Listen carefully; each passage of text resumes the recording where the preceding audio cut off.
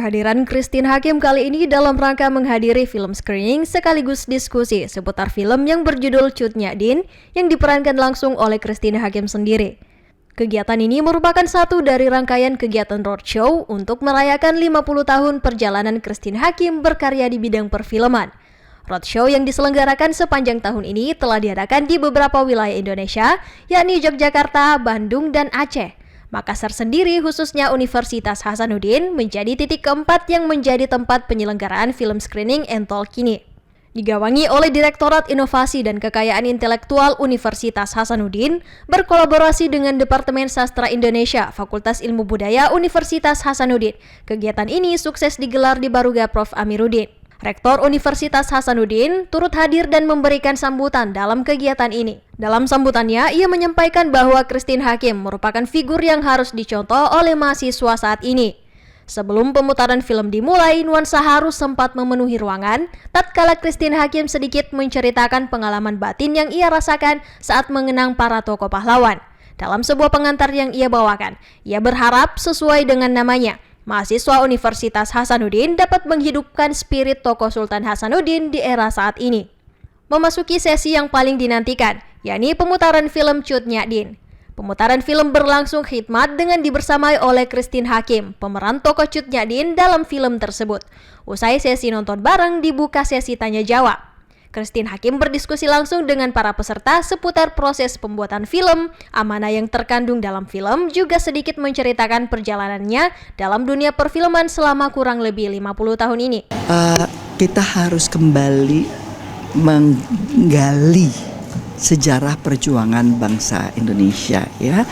Nah, mudah-mudahan Cut Nyak Dien ini bisa menginspirasi adik-adik mahasiswa di sini, tapi juga dosen-dosen, Pak Rektor semua, untuk bagaimana sekarang kan teknologi kan udah semakin canggih, ya.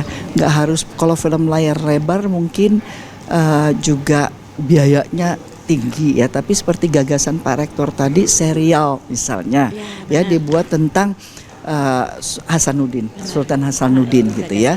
Iya kan? Karena salah satu kerajaan Goa ini yang amat sangat, jadi masa kejayaan kerajaan Goa itu dari abad 13 sampai abad 19. Bayangkan 1905, dari 13 something.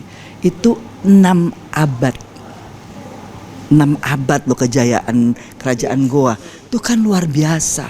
Pasti banyak cerita yang bisa digali, ya. Dan sekaligus juga ini kita merekonstruksi kembali sejarah dari sudut pandang kita sebagai orang Indonesia. Nah, karena apa? Bukan hanya bermanfaat nanti bagi mereka yang keturunan Makassar atau Bugis, tapi juga ini buat pembelajaran anak-anak Indonesia, seluruh Indonesia dari Sabang sampai Merauke. Itu lagi. Penting betul bahwa bagaimana cerita episode berepisode Tuhan ini menyatukan kesultanan, kerajaan-kerajaan yang ada di seluruh dari Sabang sampai Merauke ini menjadi negara kesatuan Republik Indonesia itu kan atas izin Tuhan. Nggak mungkin coba kalau artinya Tuhan menggerakkan semua, ya, hati dari para sultan-sultan itu, kemudian kesultanan Goa, ya, kesultanan Goa aja kan sampai masa kejayaan sampai 1905. Lalu ada Sumpah Pemuda 1908. Yang kita udah komit akhirnya semua menjadi negara kesatuan Republik Indonesia. Masa kita mau terpecah-pecah lagi? Nanti akan lebih mudah. Provokator itu, dan kalau sudah negara kecil-kecil, ya udah, kasihan yang rakyat ini, yang rakyat yang asli ini, rakyat ini akan hanya menjadi istilahnya, ya pasti hanya di masa yang lalu gitu, ya, masa penjajahan gitu. Seperti yang saya sempat baca saja, pada awalnya kan memang tidak ada penjajahan juga di wilayah ini kerajaan Goa. Yang ada adalah hubungan dagang. Ada Spanyol, ada Portugis, VOC gitu kan, ya. Tapi kemudian ada ketidakadilan di dalam dalam perdagangan itu. Padahal ini wilayah kerajaan gua, kerajaan ayam kita sendiri gitu. Tapi kan dimanfaatkan oleh kerajaan atau negara lain gitu, ya. Nah, ini yang harus kita jaga. Ya, jadi sebenarnya sangat menginspirasi pada kita semua hari ini. Saya sendiri baru betul-betul menyadari bahwa kita harus melihat ke belakang perjuangan dari para pejuang kita. Selama ini kita sibuk bagaimana kita meraih depan. Tapi kita lupa, saya sendiri sudah lupa tahun-tahun perjuangan yang kalau Bu Christine tidak mengingatkan kita. Tapi walaupun kita sadar bahwa memang ini hasil dari perjuangan para pejuang kita, utama dari daerah Makassar itu Sultan Hasanuddin ya.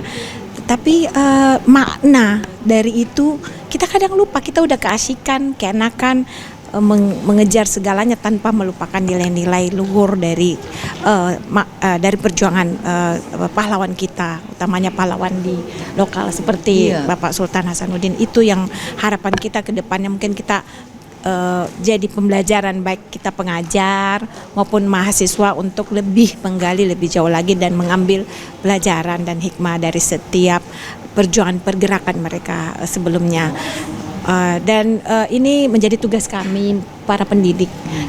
Mungkin setiap kita mengajar kita perlu mengingatkan kembali, menyelipkan nilai-nilai moral seperti itu. Semangat perjuangan itulah yang harus ditangkap tuh. Setelah kita menonton tadi kan, yang perlu kita ingat bahwa kita tidak boleh terpecah belah. Ya, itu harus dengan persatuan. Tadi kelihatan ada pengkhianatan, sampai air mata kita sendiri keluar begitu ya, karena dari pengkhianatan itu akhirnya menyebabkan kita bisa kalah gitu ya. Jadi insya Allah itu tidak akan kalah sampai kita betul-betul kuat dengan komitmen itu. Film Cut Nyak Dien mengandung nilai-nilai moral perjuangan yang harus ditanamkan oleh pemuda saat ini. Meskipun film ini berlatar belakang perjuangan masyarakat Aceh melawan penjajahan di tahun 1800-an, namun banyak hal yang mengandung korelasi dengan keadaan bangsa saat ini. Diharapkan kolaborasi ini dapat menjadi awal untuk kolaborasi-kolaborasi selanjutnya. Iva Syarahman, Taslia Ramadhani, Unhas TV.